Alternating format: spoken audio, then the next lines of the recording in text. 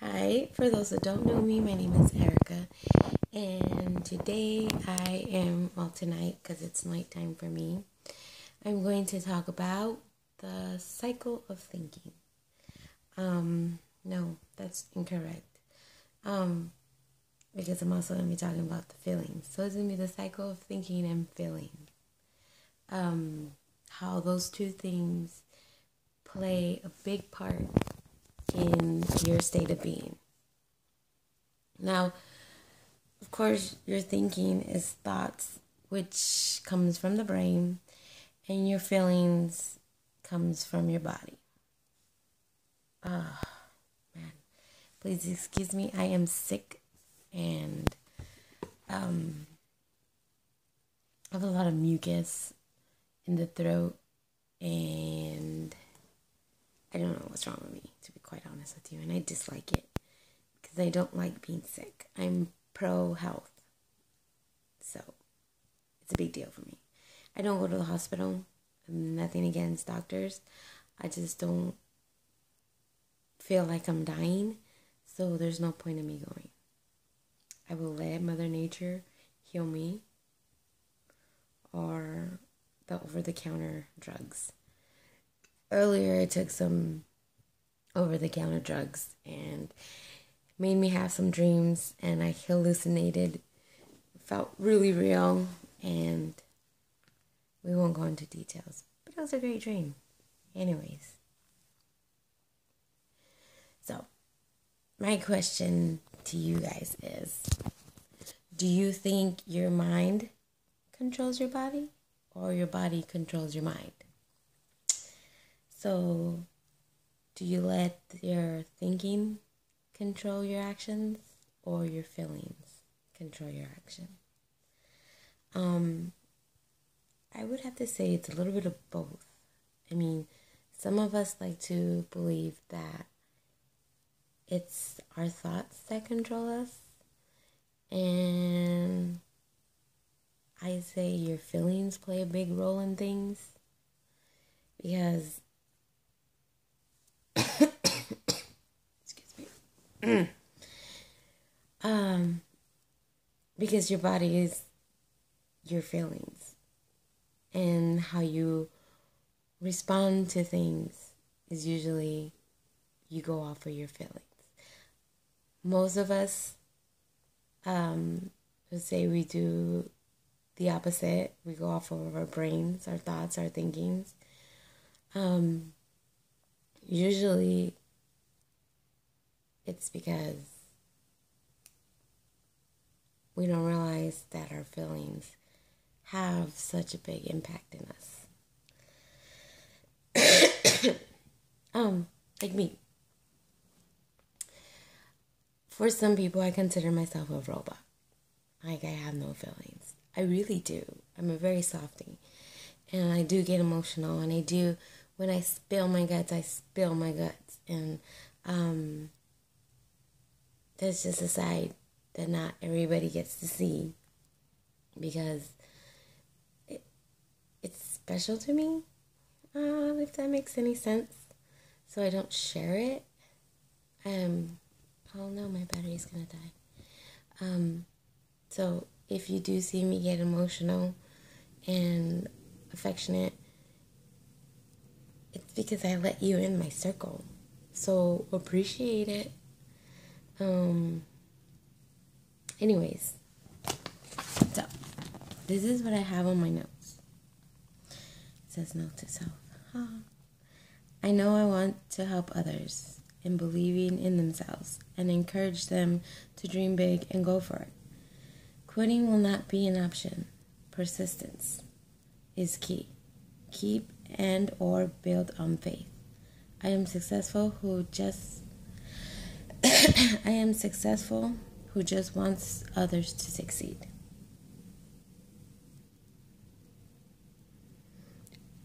Excuse me. Okay. When feelings become the main of thinking, or if we cannot think greater than how we feel, we can never change. To change is to think greater than how we feel. To change is to act greater than how we familiar feelings of the memorized self. It is to be greater than the body. So, you know how there's like people say they want to change? Like, let's take a drug addict, for example. They do not process through the brain or the thought of thinking or anything like that. They let the body control them. They let the feeling control them. They let what they feel during that drug experience control them. And in order for them to stop that, they have to allow the brain, the thinking process, to be greater than the body, which means they gotta pretty much find that reason, that why to quit the drug and feel great about that drug. And feel great about that, the feeling of not doing drugs, and rewiring themselves, because their thoughts is based on their body feeling of the drug. They have to change that. So in order to change that, they have to think greater than that feeling that their body knows and that it is familiar with when they do that drug. And it's so complicated to explain. And it's more,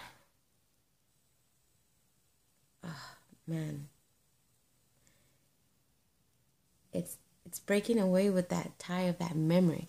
That memory is what's holding you, is what's making you that state of being. And as long as you keep that memory and you don't find something greater to replace it, it's going to be a hard time to let go of that drug. And some people just don't want to go through that process, through that whole thinking and using your brain to allow that body not to be greater than it. And that's probably why they say smart people who use their brain a lot get what they want, because they're smart about it. Once you learn how to tie your feelings to a memory, you can control so much in your life. You can control you how you want to be, versus letting other things control you in your body. I think we take our feelings and our thoughts lightly when it comes to it being a big control in our lives. And we've been doing it for so many years that it's just become a habit, and we don't realize that we're allowing that feeling to control us, and that feeling releases these chemicals in your body that attract that kind of feeling towards you.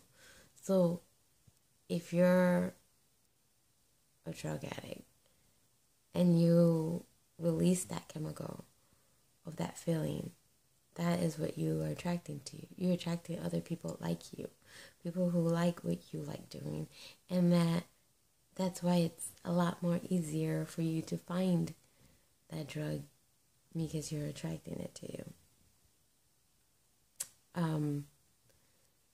And then if you change your way of thinking, if you change that feeling if you focus on something else, then you release a different chemical. And if you nurture it good enough, then that starts attracting you, and you start pushing away the feeling for that drug, and you get that control back in your life. And oh my God, how amazing would that be to have your own freaking life under your control? Because on drugs, you are not in control. I don't care what you say, you are not in control. The drug is. This is not about drugs, so we're going to change the subject now. It's about feelings and thoughts and how it controls you. That's just an example.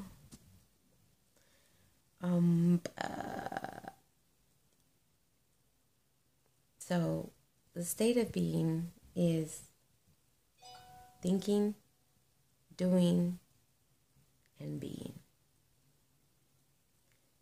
In those 3 steps. You think, you do, you are.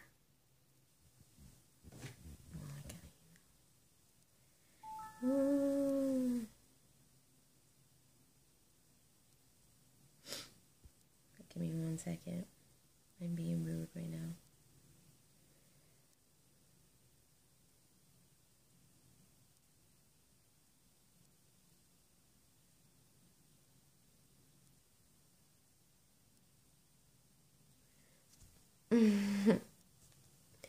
Whoa. You see, right now, I just had a feeling reading that message, and I released these chemicals, and I'm not going to tell you what's going to happen next after that, because I'm going to try to keep this PG-13. Yay! Okay. So here's an activity. If you start thinking, or if you start keeping track of your thoughts and writing them down, you'll find out most of the time you're either thinking ahead or you're looking back. So try that. Find a notebook, or however, even on your phones now, you have that little notepad or whatever it's called, and start tracking what you think. You're either going to be writing down your future or your past. And it's always good to know where your mind is at, because that says a lot about you and which direction you are going or which direction you are needing to go.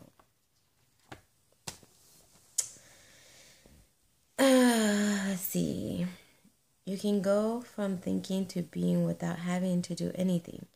If you are mentally rehearsing a new mind, there will come a moment that the thought you are thinking about will become the experience. When this occurs, the end product of that inward experience is an emotion or a feeling. Once you can feel what it would feel like to be that person, your body, as a subconscious mind, begins to believe it is in that reality. Now your mind and body begin to work as one, and you are being that person without having to do anything yet. As you move into the state of being by thoughts alone, you will be more prone to do things and think things equal to how you are being. That's gold right there. That's amazing. So, if you're not where you want to be, start thinking where you want to be. Think ahead. Think how amazing it would be to be where you want to be. Think how amazing it would be to have what it is that you want to have. Think like in details, like how happy would you be? kind of smile would you have on? What kind of feelings would you be feeling inside? What would your body be doing? What does that item look like? Give it to like plain details. Like, do you like black? Do you like red? Do you like blue? Do you like it? Let's say it's a car. Does it have, excuse me, is it 4 doors? Is it 2 doors? Does it have, kind of engine does it have? How do you feel sitting on that chair? Does it have a seat warmer? Is there, do you have a CD player? Or do you have a MP3 player on there? Do you have a radio? Or is it connected to your navigation? Is there a TV screen in there? Like, what color is your leather? And do you have leather? Is it, do you have, like, I don't know, just in plain details, exactly how you like it, how you want it, how you feel, and how great it is to have it in your possession. Think that feeling, and eventually your body starts to feel it, and you let out that chemical, and you start to attract it to you. And eventually you will have what it is that you want, or you're thinking, or who you want to be. That said, I'm going to just leave you with that activity. Actually, 2. Find out what it is that you think about a lot by writing down your thoughts. Are you thinking about the past, or are you looking into the future? And also, practice on something that you really, really want, or you really, really want to be. And feel it, write it down, and every time you get a chance, whether it's in the morning, during the day, after work, during lunch, before work, or whatever it is that you do, or before you go to bed, when you wake up, before you take a shower, in the shower, whatever is convenient to you, wherever you can make it a habit of looking and reading it, do that. Keep it by the toilet, and you go in there, I don't know how often, like eventually you're just sitting there. Make that time the time that you do it. Have the notebook on the floor. Make it a habit to pick it up and read it, and just feel that feeling, think that thought, and make it happen. That's all I'm going to leave you with for today. I will try to keep doing my videos and keep sharing my thoughts and everything I read, and I would like to just share it with everybody. And if it helps you, great. I would love to hear about it. And if it doesn't, check the next one. Maybe the next one will get you. And just have a beautiful day, great life, and remember, you are in control. You are amazing. So make it happen. Bye.